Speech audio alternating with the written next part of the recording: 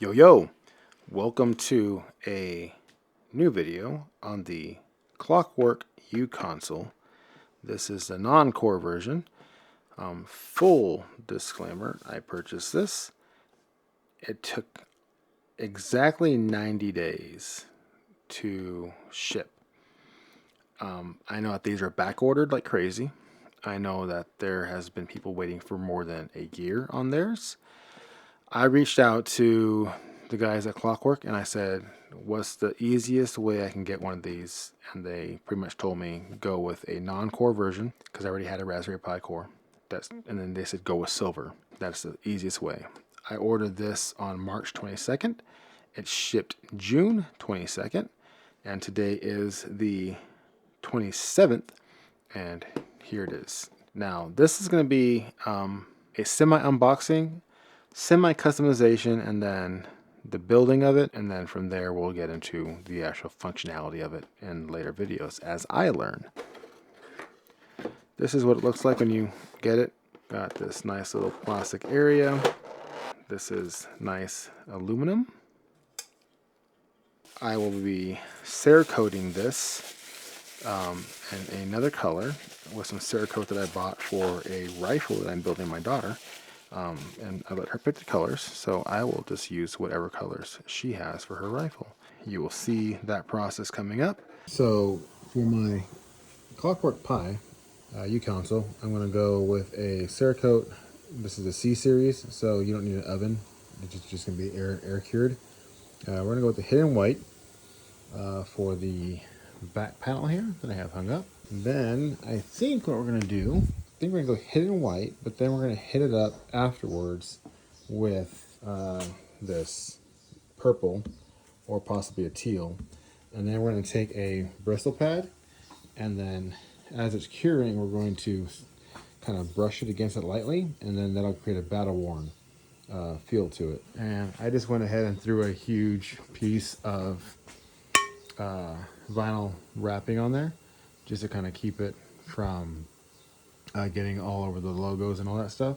All right, we're just using a cheap Harbor Freight little spray gun here, and we're going to go about 5 inches away, and we just hit it just like that.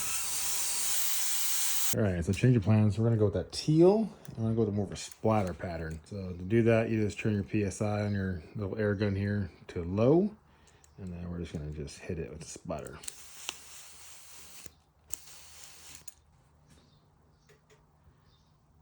We'll do it to the back case too. All right, so we are going to continue the U console Clockwork setup. Let's get this going. Did my custom little paint job. Did a Cerakote C series.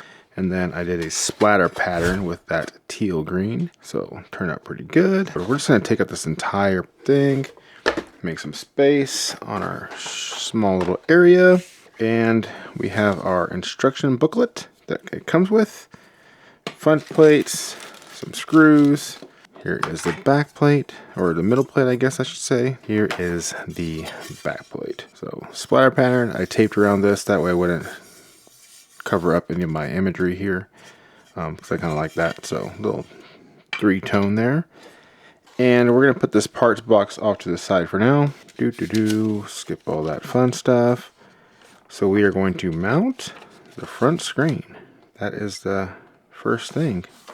So let's go ahead and move over that front plate. We're going to orient this as pictured.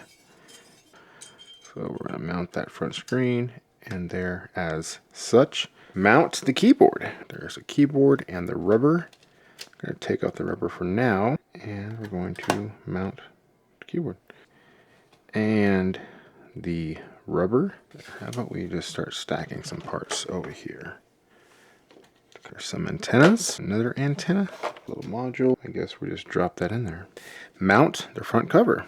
Alrighty, that kind of sandwiches in there. I was hoping that I can get through mounting the front cover without having to do this, but it doesn't seem like it. So, Mounting the front cover. There we go. So we're gonna mount this little button. I'm assuming that's the power button right there. There we go. All right.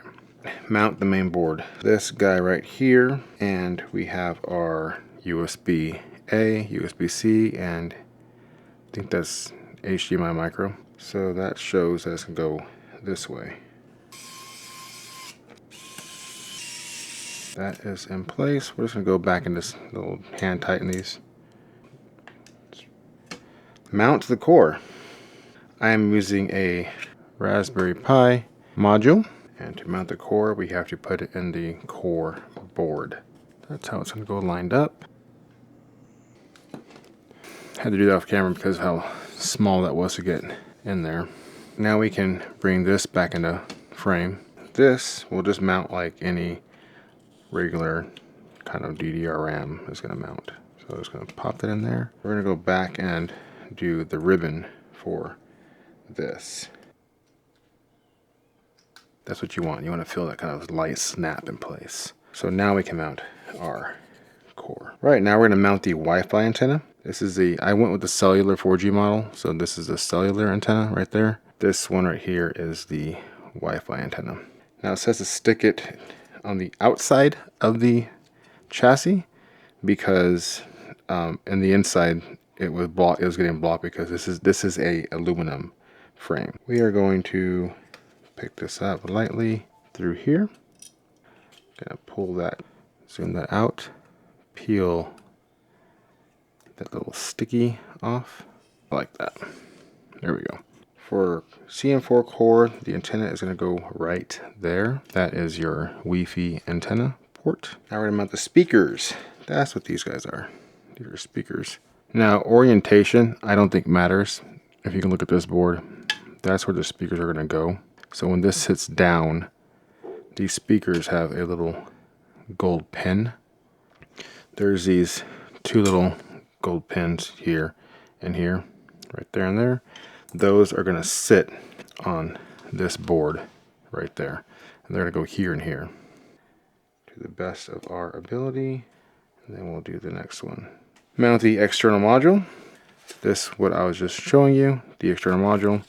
This is going to be the, I believe it's a cellular as well as speakers, and there is also your micro SD and then audio out of this portion. We're just going to pop that guy in. Now it does show this little guy, which I thought was a pry bar, but it's not. It looks like it's going to slide in. It's going to slide in just like that, and that's going to give you your headphone jack protection. Module here. Dose. My next thing is now my cellular antenna, which is going to be over here. That guy is actually going to mount similar to where the Wi-Fi one is of the Wi-Fi antenna. But we're just going to pick this up and we're going to gently put some pressure on that antenna to the third one down, because there is 3 little bitty antenna connections. So we're going to go to the third one down, is what the instructions say. Next is our battery module right here. Oh, you couldn't see that, sorry. So battery connection was right here. And there wasn't really any clicking there, so I assume that it's just contact. So hopefully we'll see if it worked out properly. So, okay. And then we're just going to go back and hand tighten these like we did with everything else, right? Now this is aluminum, so it is semi-soft aluminum. I don't know the grade of aluminum, so I would not wrench down on this by any means because you could possibly strip those out. It says mount the batteries. I got two 18650s right here. So we got positive. It's going to go like such, positive, so they both go oriented the exact same way. Now we're going to mount our thermal protective layer, thermal pad. That is going to go over the CPU portion of the Raspberry module. Got some sticky here. It's going to go right there. Now we're going to mount the back shell. We're going to make sure that these antennas are out of the way. It says there's a kickstand here to add on, so let's do that real quick before I move to the front. get that started, and then we'll take our screwdriver. All right, now for this screw right here. So yeah, I must have missed the part where it was telling me to mount the front screen with the screws. Oh, I guess that's what they're showing right there. I totally missed that. My bad. So 2, 3, 4, 6. It says beep boop boop. It doesn't say that, but it says insert a micro SD card to check. So I have a SanDisk Extreme SD card preloaded with the Raspberry Pi image that I want. And then we're going to use Allen wrench to push it and lock it in place. And then it says power on. So here we go. Well, I installed the Clockwork image on this. So let's see if we can get something now. Oh, there we go. Let's see if we can see that. It's a hard thing with these screens is that they get so reflective, so you might not be able to see it completely. But we did get some good, nice kernel code, and then we got. So you can see here that we have a functioning little Clockwork uConsole, little trackball, and we use left and right as our click buttons, so you can click, and there's our menu. We can search the web if we choose to. It's got okay speed if you ever used a Raspberry Pi, so that's what to expect out of this.